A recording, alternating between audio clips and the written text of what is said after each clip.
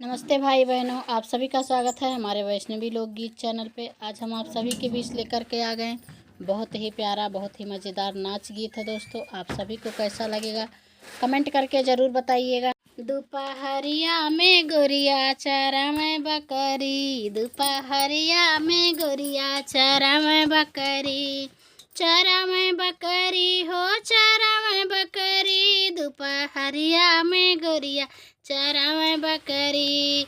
सासू कहाँ बहू खाना बनाई दा, सासू कहाँ बहू खाना बनाई दा, सैया कहाँ जरी जाए अंगूरी, दोपहरिया में गोरिया चरा में बकरी, दोपहरिया में गोरिया चरा में बकरी। जेठनी कहाँ छोटी पानी भरी दा, जेठनी कहाँ छोटी पानी भरी दा, सैया कहाँ फूट जाए गगरी, दोपहरिया में गोरी चरा में बकरी, दोपहरिया में गोरी चरा में बकरी।